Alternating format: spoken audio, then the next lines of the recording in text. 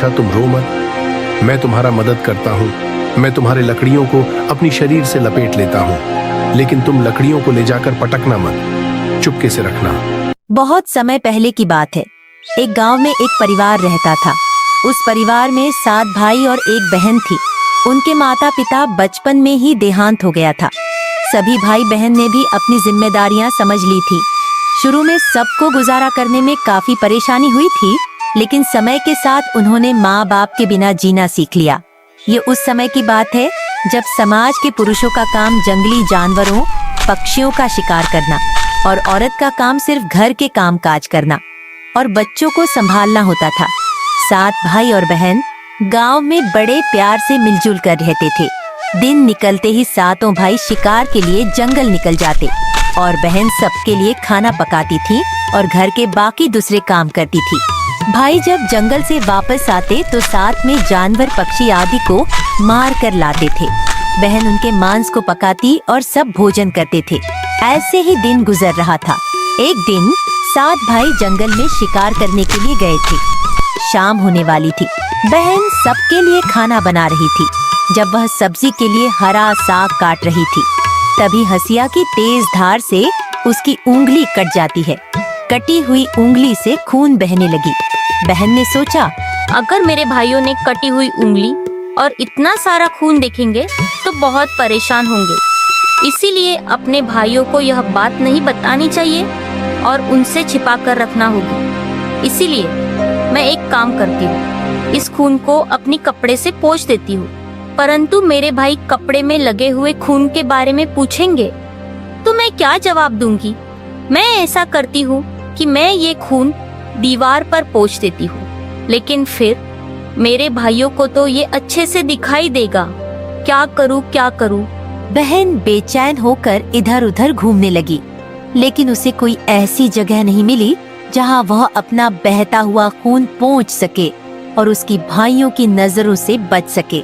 उसे कोई उपाय ना मिलने पर उसने सोचा, एक काम करती हूँ, खाने के लिए जो साग बना रही हूँ उसी में ये खून पोंछ देती हूँ। इससे मेरे भाइयों को कुछ नहीं पता चलेगा। उसने साग में खून पोंछ दिया।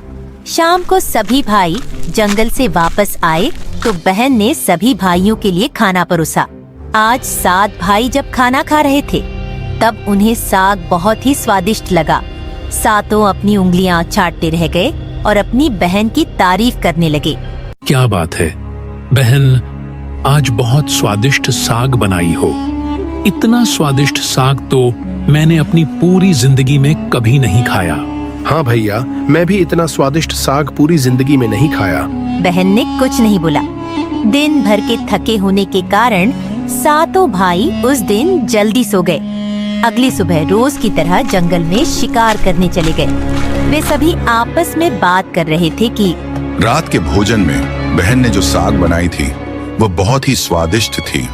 हमने तो आज तक ऐसा स्वादिष्ट साग कभी नहीं खाया था। सबने तय किया कि आज घर चलकर इसके बारे में अपनी बहन से जरूर पूछेंगे कि साग में उसने ऐसा क्या मिलाया था जो साग इतनी स्वादिष्ट बनी थी। शाम को 7 भाई जब घर आए तो दोबारा अपनी बहन की बनाई हुई साग की तारीफ करने लगे। हमारी प्यारी बहन, कल रात को तुमने साग में ऐसा क्या मिलाया था जो हम लोग उसे भूल नहीं पा रहे हैं? बहन बताना तो नहीं चाहती थी। वह सोच रही थी, अगर उन्हें पता चला कि मेरी उंगली कट गई है तो मेरे सारे भाई दुखी हो जाएंगे, इसलिए उनसे ये सब कहना ठीक नहीं है। मेरी प्यारी बहन, तुम्हें आज बताना ही पड़ेगा कि हमारी बहन ने इतना स्वादिष्ट साग कैसे बनाई।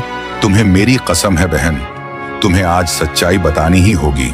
बड़े भाई का सब सम्मान करते थे, इसीलिए बहन को भी अब सच बोलना पड़ा। उसने धीरे धीरे सारी बात बताते हुए कहा, भैया, जब मैं साग काट रही थी तब मेरी उंगली कट गई और बहुत सारा खून बहने लगा। फिर मैंने आप लोगों से छुपाने के लिए साग में ही वो सार खून पोंछ दी। मुझे लगा आप लोग यह बात सुनकर बहुत दुखी हो जाएंगे। यह बात सुनकर बड़े भाई सोचने लगा, इसका खून से सना सब्जी इतना स्वादिष्ट लगता है तो इसका मांस कितना स्वादिष्ट होगा। रात को खाने के बाद 7 भाई सोने के लिए चले गए। सभी भाई कमरे में पहुंच गए। उसके बाद बड़ा भाई सभी भाइयों से कहने लगा, अरे भाइयों,